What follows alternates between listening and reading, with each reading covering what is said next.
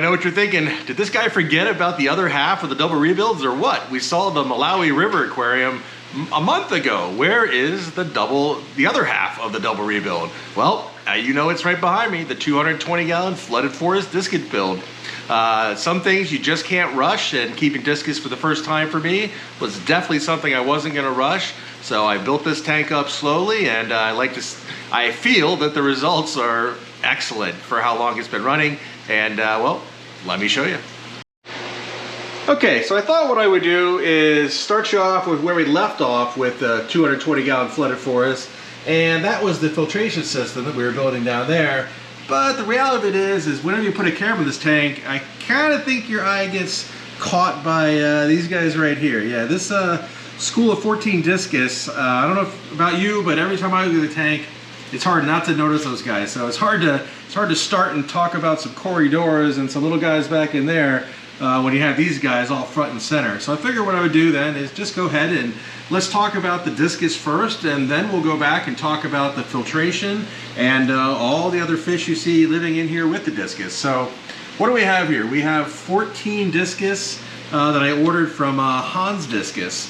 And I gotta tell you, blown away, man. He doesn't do himself justice with the pictures on his website. These are 2.5 inch fish, and they already have amazing coloration at this size.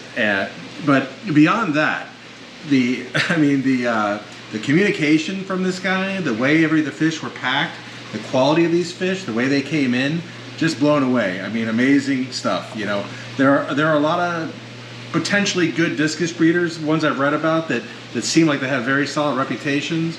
But I just decided, I've known of Discus Hans for quite a while. I've heard a lot of good things.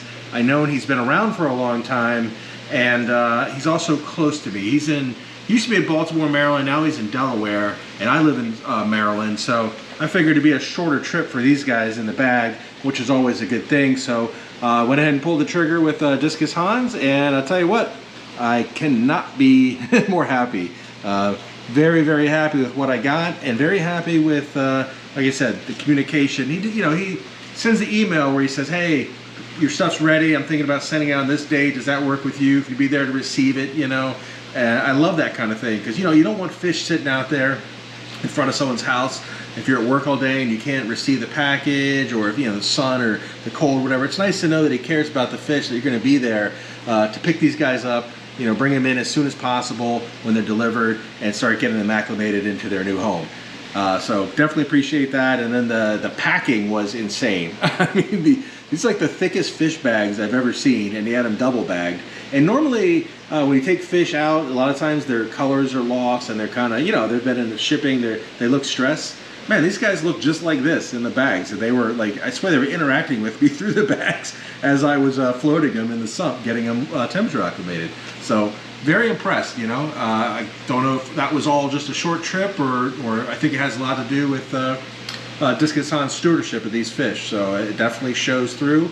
And now after 3 weeks, just blown away. I mean, these guys were acting like they've lived in this tank their whole lives after 2 hours. Now, they also ate after 2 hours. I was just feeding the other fish. I'm thinking the Discus, they'll just chill. I'll throw some Discus specific food for them the next day. They were up there. They were eating the food off the surface. They came down to the bottom. They polished off everything on the bottom.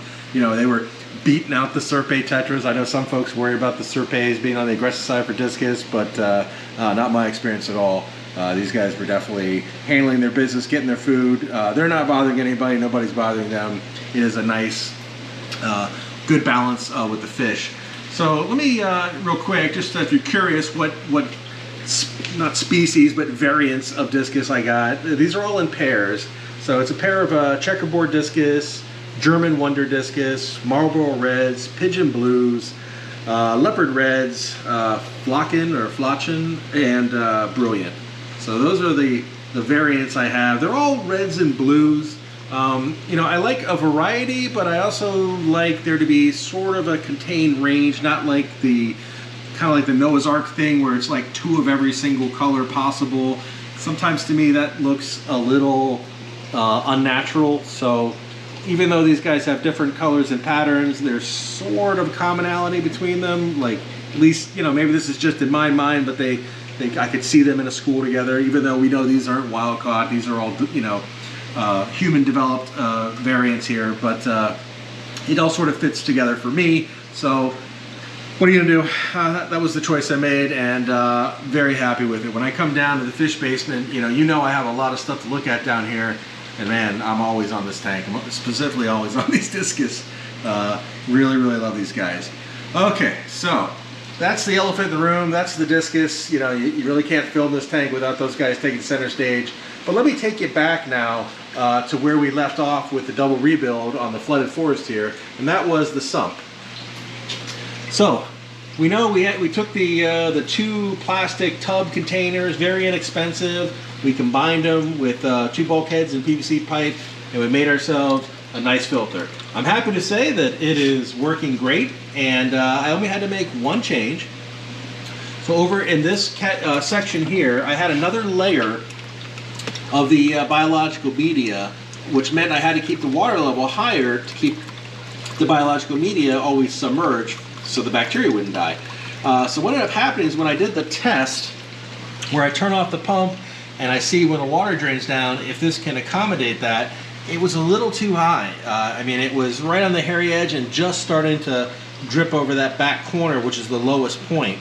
So what I did is I took the top layer of the media and I moved it over to this section here, which allows me to take the water level down 1.5 inches for what I normally run it at, and then if I turn off the pump, I'm good to go. I have at least 1 inch to spare all the way around. So, you know, could I have measured everything first? Sure, but when you build a bunch of these, you tend to sort of think, you know, you can just eyeball it, and I got it close, and it was an easy fix, so no worries there. And in case anyone's curious, you know, there's no heater hooked up to that. I just use the probe. That's 26 degrees Celsius. I keep the fish basement at 79 degrees, which is 26 degrees Celsius, and this tank is no different. I know some people, they probably swear to keep Discus in 84 to 86 degrees. I'm going to be keeping them at 79. I will certainly keep my eye on them if I feel that there is, you know, any indications they're not thriving in this tank at that temperature. I can run a separate heater on this tank. I would only need to be taking, the heater would only have to take the tank from 79 to whatever I want to take it to, since the base room temperature's got the water already at 79, so we wouldn't have to do too much, but we'll play that one by ear. Like I said, so far so good. I'm very happy with what we have, or how they're acting at the moment and over the last 3 weeks, so we're gonna roll with that. Okay, so they're obviously not the only fish in the flooded forest. What did I do first? Well, the first thing is I ordered some Pleco and some Corydoras, and I got those guys from Tampa Bay Cichlids. I've been ordering a bunch from them lately, and I've been really happy with them. It's the same sort of deal as with Hans Discus, where the quality of the packing, the communication, and of course the fish is there. So I appreciate all those items, and you know, so I keep going back, and I've been back a few times with him, and it's all been good. It wasn't a one-time deal. It's been nice and consistent, so that's another thing. When you order from someplace, you have to make sure that they're consistent, you know, and so far they have been. So what I got from them was 5 leopard frog Pleco, which are essentially impossible to show you where they are. I mean, you know, they come out from time to time, but man, they just get back in there and you never see them. And then I got 14 Cory cats. It's surprising. You'd think that, you know, looking here, where the heck are these Cory cats? But when there's not food out, there's just so much for them to get into. Those caves and all those plants and rocks and wood, you know, they just get back in there and they sort of disappear. There's a couple right back over there, and I don't even know if you can see them that well back in the plants, and I'd be willing to bet that there's a few scurrying around over here as well. I'm not really picking them up, but they are there. So that's kind of our ground crew. Those are the guys who are going to keep the bottom of the tank clean, keep the wood clean. Possibly in the future, could be some autosinkless in store for this aquarium, but I want to make sure that wood has lots of microorganisms growing on it, because the autosinkless are going to require that fauna that microfauna to grow, to feed on. Oh, there's one of the Cory cats there. That's part of the school there. You kind of get that second level too. You've got this this lower substrate level, and then you've got that whole second level up there too. So a lot of room for these guys to go. And for those who haven't seen the other videos in this tank, that's a whole cave complex under there. There's 3 massive caves all connected together. So a lot of places to hide in the flooded forest, not to mention we have the forest of tree limbs and everything. So once we got that situated, we started working on getting the schools of Tetra for the aquarium. So the first school was the neon Tetra, and there's actually somewhere between 45 and 50 in here. And it may not always look like it, but they're breaking up into, you got 3 different schools of, 10, 15, maybe like 6 over here. So, they're there. They're comfortable, so they've spread out within the aquarium. And then after that, we went ahead and we picked up Serpate Tetra and Rummy Nose Tetra. So we got a school of Serpate Tetra and a school of Rummy Nose Tetra going across the back of the aquarium there. And then lastly, a group of 7 Bolivian rams. So I feel like Bolivian rams are a lot like blue acara, where they're sort of underappreciated for how beautiful a fish they actually are, how interactive they are, how good their colors are, and specifically for rams, because I've kept a lot of rams, and they're a lot easier to keep than some of the other species. Some of the rams can be very sensitive to temperature and everything, so I definitely enjoy the Bolivian rams the most, and once they get bigger, you'll see the color will really come out in these guys. They'll really pop. And that's part of the reason it's hard to spot those Corys, is these are babies. There's one right there, right in front of the camera, and he's not the easiest to see. But we're going to put some food in here in a little bit, and I have a feeling we should see a school of Corys emerge out of the forest, the flooded forest, once that happens. So beyond the fish, so like I said, for now this is the stocking for the aquarium. We're only 6 weeks in. I just want the aquarium to grow up.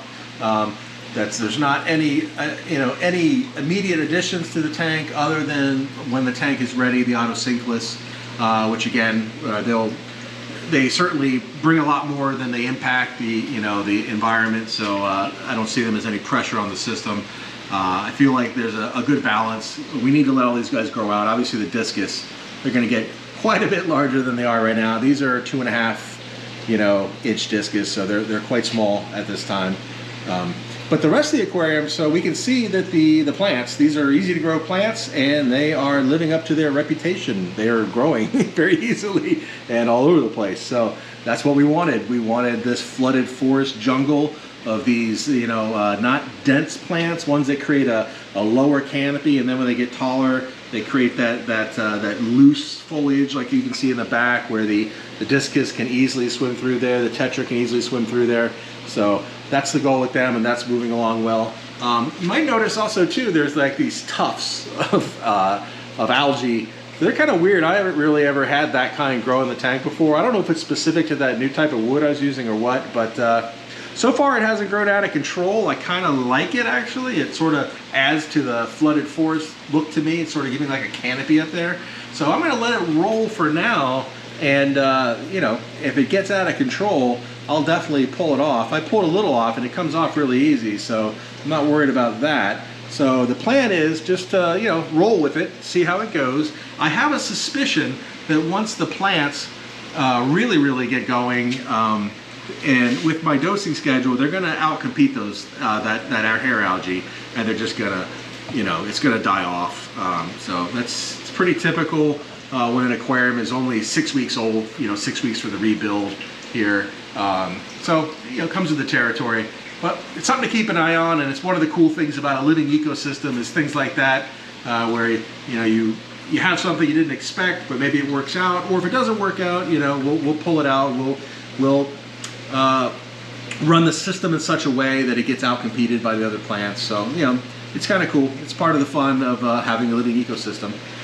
So now I think we should probably go ahead and throw some food in here.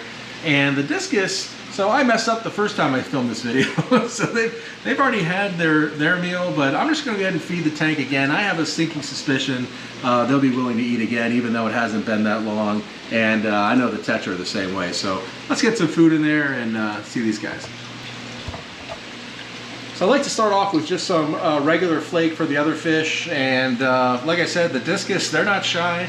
So they're up there, they're eating the other guy's fish. They don't want to wait for their Discus granules. They're just as happy to chow down on the other guy's food as well. As of course, so are the Tetra and everything. And now you notice I like to do sort of these, I don't feed often, like, you know, once or twice a day, but I like to do these larger feedings where the food gets everywhere and a lot of it gets down to the substrate. For one thing, there's plenty of fish that are more than happy to eat off the substrate, essentially all of them. Not to mention, we have the whole ground crew with the Cory cats and everybody, so we need to get food down there for them to scavenge. And as you can see, one thing I'm noticing, these Discus, they have a camera right in their face. I'm standing right in front of them. They're eating, and they're not bothered at all. Same with the rams. And there's a Cory cat coming out to eat. So this is an indication of how comfortable they are in the aquarium. And I attribute this to, they have all that aquascape behind them. There's a lot of places for them to dart to. It's a fairly large aquarium. It's fairly deep. And all those things just combine to giving the fish just absolute comfort level in the aquarium, which just allows me as the fish keeper, you know, to truly enjoy the fish because they're not hiding, they're not in the back, they're up here. You know, I'm interacting with them, I'm filming them right now, and it's not a problem. I can get close-ups of the fish. It's really cool. I really like that, and you know that I do that in all my aquariums. I tend to have deep aquariums. That's something I like, front to back, deep aquariums, and I like to make complex enough aquascapes that there is plenty of places for the fish to retreat to. You know, they can go back into those plants there. I mean, you can see there's a Cory cat there scavenging. He's essentially underneath a canopy of plants. He's got a whole protected area there, and he's right near the front, so you get to enjoy him.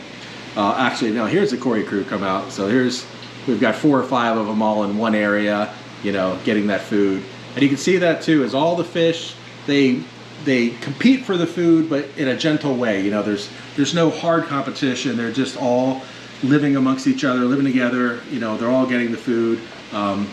Another reason I do the burst feeding like that instead of little small feedings here and there is you want to have enough so that even the most shy fish don't have any problem getting to the food and getting plenty of food to eat. They don't get pushed out by the larger fish, the more boisterous fish, or anything like that. And the other thing too is you don't want to feed one spot. Like, you know, I don't want to, you know, I try to make the food move out throughout the entire aquarium so that the fish don't target a particular area and say that's the most prime real estate.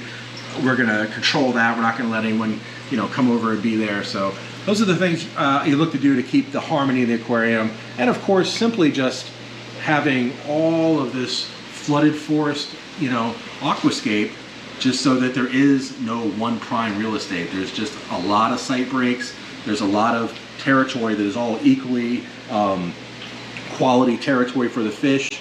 And then when I say quality, I mean that there's food there, there's cover, there's, you know, from any, you know, potential predators, you know, there's places to, you know, dart to if they feel threatened, you know, throughout the whole tank. So no one spot is necessarily better than the other, and the fish act that way, and the end result is they come out and they're right in the front. They could be anywhere back in there hiding. There's all those caves, but here they are right out in front with a camera stuck in their face. They're not worried about it. You know, they feel comfortable. So that's a big deal. It helps me enjoy the aquarium, and I definitely feel like it makes the fish happier, healthier, you know, longer lives, that sort of thing. It's just a better environment for the fish to be in this sort of setup. So all in all, 6 weeks in, we have a beautiful school of rummy nose, beautiful school of Serpay and neon tetras. We got a group of 7 Bolivian rams, 14 Discus, everyone living in harmony together, 14 to 16 Cory cats, and our reclusive Plecos, which one day we'll catch them on camera. All living happily in the 220 flooded forest, and I gotta tell you, for being 6 weeks in on the new build, couldn't be happier. And I gotta tell you, for a first time keeping Discus, couldn't be happier with what I was sent. And when I come down here, I got a lot of tanks to look at, and I beeline for this one you know, all the time. I'm still pretty involved with the Malawi tank as well, because that one is stretched right there, and those fish are just interactive. I love it. So that is the debut of the 220 flooded forest, and it's obviously a long way to go with the 220 gallon flooded forest. This is just the beginning, 6 weeks in. I can't wait to see this tank mature over the next coming years. Like all my tanks, I don't do these for, you know, for months at a time. I run these tanks for hopefully decades, and I love to see the fish grow and thrive and grow into the aquarium. I really just see the aquarium grow into itself. So it's cool to document what it looks like at the very beginning, because you know that over time it's going to change so much, and hopefully all for the better. Okay, so that's our first look at the 220 gallon flooded forest build. You know, as you can probably tell, we watched the video. I'm very happy with the build. I'm enjoying the heck out of this tank, and can't wait to see it grow up. For now, I don't foresee any changes coming to the tank other than just letting it mature. I like the combination of fish. Obviously, there's possibilities more down the road, but for now, very happy with how this is going. So what's happening in the upcoming videos? So we have the lighting project for the double DIY builds, 750 Amazon cichlid aquarium, and the 600 gallon Asian, or the Amazonian island, sorry, and 600 gallon Asian jungle aquarium. So that build is coming along. I'm building new custom light setup for that. We're going to illuminate those tanks a lot better. I think it's really going to make them pop and actually help appreciate the fact that that 750 is 5 feet front to back and that 600 gallon is 4 feet front to back. I don't think it shows with the current lights. Obviously, I was expecting too much from those lights, so we're going to remedy that. That's in process now, and that might even be the next video. The Malawi River Aquarium, there's been some changes there, all positive changes, you know. That tank's growing in, some new additions, so we're going to do an update on that. And then also the 3,000 gallon. All the tops, the new tops are being worked on right now. So that's going to be a big one. That's going to be a game changer for that tank. And I, of course, have my eye out for some fish additions for the 3,000 gallon. We know there's plenty of room in there, and it's been a while. So big things coming for that tank as well. And then probably something unexpected is I'm actually going to be redoing one of my tanks. So the 150 gallon low-tech reef, I'm actually going to take the contents of that and move it over into the 600 gallon reef slope. I just find that dosing so many tanks and trying to manage that tank separately as a reef tank with corals, there's really not anything different than what I'm doing with the 600. The 600 is really just a larger version. It all has reef-safe fish in it. I like the fact that I can dose the 1,500 gallon system, because you know the 600 reef slope, the 265 in wall, and the 700 gallon sump, it's all one big system. So I find that I like to just deal with that. I can just dose that, I can test that, I can keep the parameters right there. And the 150 has always sort of been an add-on from that. So that said, everything from the 150 low tech, I mean, when I say everything, I mean everything, the sand, the rock, the fish, it's all going over into the 1,500 gallon system, and that's gonna leave the 150 gallon cube open for a rebuild, and it is actually gonna go freshwater. There is a group of fish I'm very interested in keeping. One of them I've had before that, you know, you guys have seen, that a fish I lost a while back after keeping them for a really long time. I just miss keeping that fish. So I have an interesting combination of fish to go in there. It's kind of going to be a central meets south, you know, cichlid aquarium with complementary species. I think it's going to be really cool setup. Got some interesting ideas for it that I've been thinking about for a while. And it's also going to be a low tech though. There's going to be any filter at all. It's going to have a it's going to have a filter. It's going to have a bog style filter. There's not going to be any purchased filter, you know. There's just going to be water flow. And so I'm going to build a bog style filter for the bottom of the 150. It's going to still stay very low tech. Just gonna have the water flow, we're gonna have the lights, we're gonna have the bog filter, and then of course I got plans for the oxscape up top, which involves live plants as well. So it'll be interesting to see bog plants growing down there, and I'll show you the way I'm gonna do the bog filter. There's some layers of substrate, and there's some emergent grown plants, so they have access to CO2 at all times, so they should grow quite quickly and be able to handle quite a bit of fish load, so without taking any electricity. So that's a good thing in these day and age. So at any rate, a lot of things happening, and so it's going to be exciting to see all the fish move into the 600 reef slope. That's essentially going to be like a rebuild there, integrating all the rock and the fish. And then for the lighting projects for the 750, the 600, each one of those will be its own video, because there'll be an update on those tanks as well. There's been a lot of growth in fish in there, not adding necessarily more fish, but the fish have grown a lot. There's been a lot of cool things happening there. So in addition to showing the lights, we'll get all those updates as well. So keep track, or if you're subscribed, you'll see the alerts. A lot of things coming. If you're not subscribed, maybe you should, because there's a lot of things coming. All right, thanks for watching.